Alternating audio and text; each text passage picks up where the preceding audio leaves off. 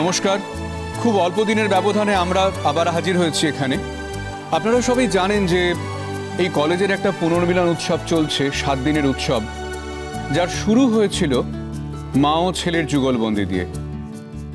সেদিনের অনুষ্ঠানে একটা অপ্রীতিকর ঘটনার প্রেক্ষিতে সমস্যা তৈরি হয়, বিপর্যস্ত হয়ে পড়ে অনুষ্ঠান। আমরা তার 2 দিন পরে আবার সেই অনুষ্ঠানে শ্রীময়ী সেনের গান শুনতে হাজির হয়েছি।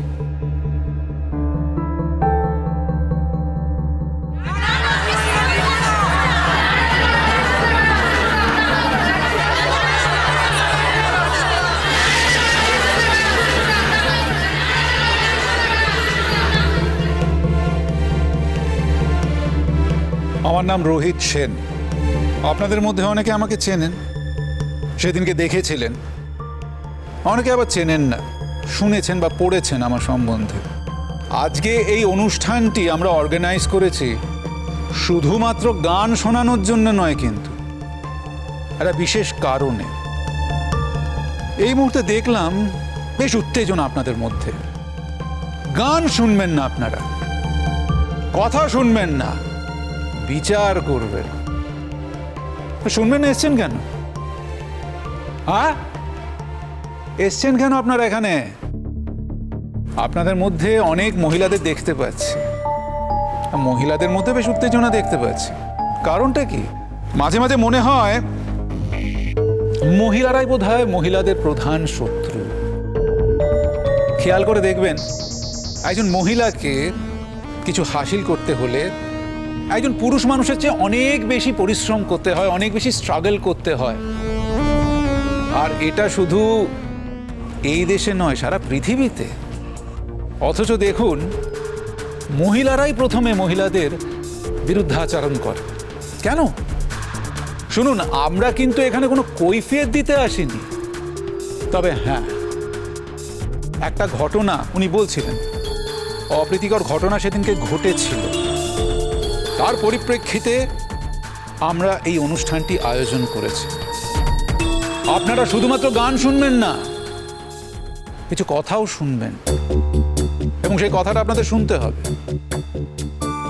না, আমরা কেউ আপনাদের সহানুভূতি চাই না, এক্সপ্লেনেশনও দিতে চাই না। সত্যিটাকে আপনাদের সামনে উপস্থাপিত করতে চাই। আজকে এমন একজন মহিলা আপনাদের সামনে আসবেন যে আমার অত্যন্ত প্রিয়তমা, যে মানুষটিকে আমি সবচেয়ে বেশি ভালোবাসি এই পৃথিবীতে। সেদিনকে দাঁড়িয়ে দাঁড়িয়ে তার অপমান, তার অসম্মান আমায় দেখতে হয়েছে, আমি কিছু করতে পারিনি। কারা করলেন এই অসম্মান এবং অপমান? আপনাদের দর্শকদের মধ্যে অনেকেই ছিলেন সেদিনকে। হ্যাঁ, ঘটনাটা একজনই ঘটিয়েছিল। এই স্টেজে এসে লাফিয়ে এই মাইক কেড়ে নিয়ে অনেক কিছু বলেছিলেন তিনি। তিনি আবার আসবেন আজকে স্টেজে, আরো কিছু বলবেন। সেদিনকে তার কথা শুনে আপনারা রিয়্যাক্ট করেছিলেন, তাই তো? আজকেও তারই কথা শুনে আপনারা বুঝতে পারবেন সেদিন কি ঘটেছিল, আজ কি ঘটছে, সত্যটা কি। আজকে একজন মানুষের জীবন সম্পর্কে অনেক কিছু জানতে পারবেন। সে মানুষটি প্রায় 3 দশক হলো অনেক স্বপ্ন নিয়ে, অনেক ভালোবাসা নিয়ে একটা সংসার শুরু করেছিল। বেশি কিছু চায়নি মানুষটা, একটু মানুষের ভালোবাসা, বড়দের আশীর্বাদ। নিজের বাড়ি ছেড়ে শ্বশুর বাড়ি যাচ্ছি, সেখানে প্রত্যেকের একটু অ্যাকনলেজমেন্ট, ভালোবাসা, আন্ডারস্ট্যান্ডিং, বাস, বেশি কিছু না। প্রাণপাত করেছিল শুধুমাত্র তার স্বামীর একটা ভালো কথা শোনার জন্য। সেই কথাটা তার সৌভাগ্য হয়নি। 3 সন্তানের মা হয়েছিলেন, তাদের মানুষ করেছেন, সর্বস্ব দিয়েছে সংসারকে। বিনিময়ে কি পেয়েছে সেটা ওর মুখেই শুনবেন। আবার বলছি, আপনাদের সিম্প্যাথি চাই না, করুণা চাই না, সত্যটাকে জানাতে চাই। দয়া করে চিৎকার চেঁচামেচি না করে, উত্তেজিত না হয়ে আসল ঘটনাটা শুনুন, জানুন, বুঝুন। 1 মিনিট, আমি আসছি।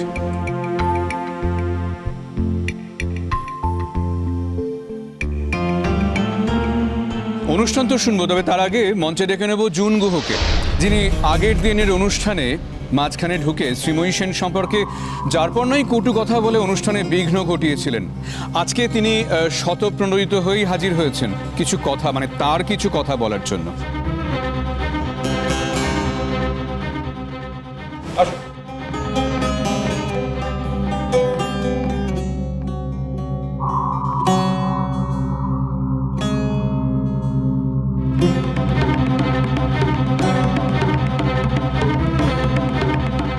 গতদিনের অনুষ্ঠানে আমি শ্রীময়ী সেন সম্পর্কে কিছু কটু কথা বলেছিলাম, সেই জন্য মাইকে বলুন।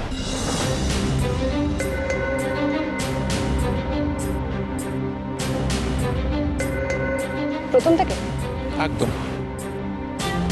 গতদিনের অনুষ্ঠানে আমি শ্রীময়ী সেন সম্পর্কে কতগুলো কটু কথা বলেছিলাম, তার জন্য আমি ক্ষমা প্রার্থী। সকলের সামনে প্রকাশ্যে ওকে এভাবে অপ্রস্তুত করা আমার উচিত হয়নি। আমার ব্যক্তিগত জীবনে কিছু কাঁটাছেঁড়া আছে, সেই জন্য আমি সবসময় মন মেজাজ ঠিক রাখতে পারি না। যাকে আক্রমণ না করার তাকে করে ফেলি, সেজন্য আমি ক্ষমা প্রার্থী, সর্বান্তকরণে ক্ষমা প্রার্থী। 1 মিনিট দাঁড়ান। আমার মিডিয়ার বন্ধুরা, আপনারা সব রেকর্ড করেছেন, সবাই শুনেছেন।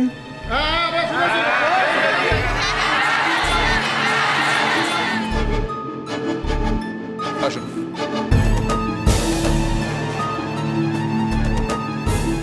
আমি জানি আপনাদের মধ্যে একটা অদ্ভুত স্তব্ধতা নেমে এসেছে।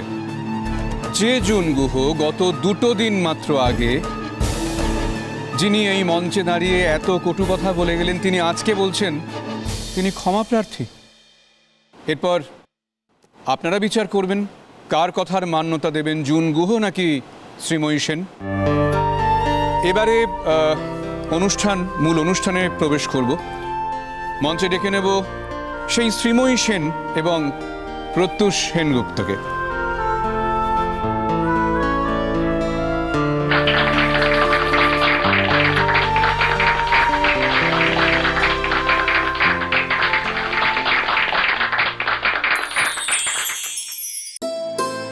রোহিত আঙ্কেল, আজ যে আমার কি শান্তি হচ্ছে আমি তোমাকে বলে বোঝাতে পারবো না।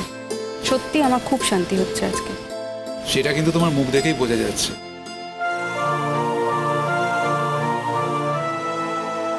তবে রোহিত আঙ্কেল,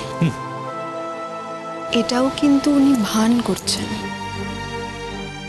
আবার কিন্তু উনি ভুল বদলাবেন।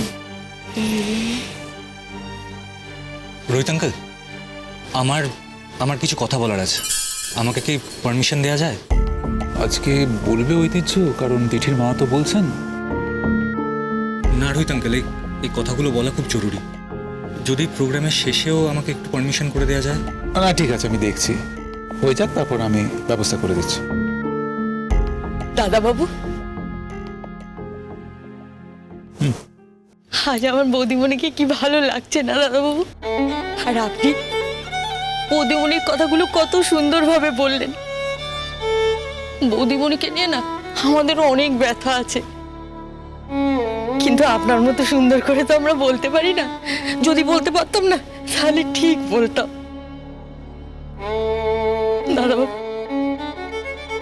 আপনি আমার বৌদিমণিকে যেরকম ভালোবাসেন না, জীবনের শেষ দিন অবধি আমার বৌদিমণিকে ওরকমই ভালোবাসবেন।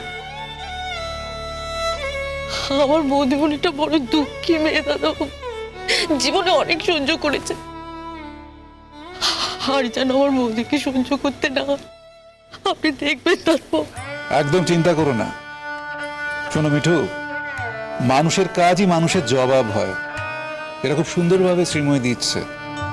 আর আজকে না হয় আমরা তোমার বৌদির জন্য বলে দিচ্ছি কিন্তু একটা দিন আসবে, তুমি দেখবে তোমার বৌদি না প্রত্যেকটা অপমানের জবাব নিজেই দেবে, দেখে নিও।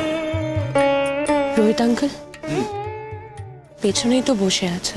শর্ত ছিল না, শ্রীময়ের পুরো বক্তব্যটা শুনবে তারপর যেতে পারবে, তার আগে নয়। তুমি কি ভাবছো যা বলেছে সব মন থেকে বলেছে? একদম না। আর ও কি বলেছে আমার তাতে কিচ্ছু এসে যায় না, ও যে বলেছে এটাই বড় কথা। এই যে এতজন দর্শকদের সামনে বললেন কথাটা, দর্শকরা সব বুঝে গেলেন যে এরপর ওনার উপর আর কেউ বিশ্বাস করবেন না, যাই করুক না কেন।